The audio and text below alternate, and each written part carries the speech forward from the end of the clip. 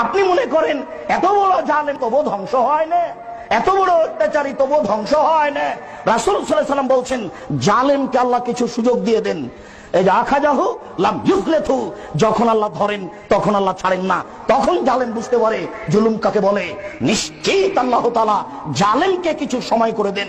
তখন সে মনে করে আমার কিছু হবে না, আমি মানুষের প্রতি যতই জুলুম করি না কেন, আমার অধীনস্থ মানুষের প্রতি যতই আমি অত্যাচার করি না কেন, আমার কিছুই হবে না। কেন? আল্লাহ যা তাকে সুযোগ দিয়েছেন, এই সুযোগে এই ক্ষমতার আশায় সে মানুষের প্রতি নির্যাতন চালিয়ে যায়। যখন আল্লাহ তাকে ধরেন আর তাকে ছাড়েন না, জালেম বুঝতে পারে না জুলুম কাকে বলে। জালেম বুঝতে পারবে জুলুম কাকে বলে বিচারের মাঠে। আবু হুরায়রা রাদিয়াল্লাহু তাআলা আনহু বলেন, রাসূল সাল্লাল্লাহু আলাইহি সাল্লাম বলেছেন, মান কানাত মাজলামাতুন ইনদাহু লিআফিহি মিন ইরজিহি আও মিন শাইইন, দুনিয়াতে যদি কারো কোনো ব্যাপারে অত্যাচার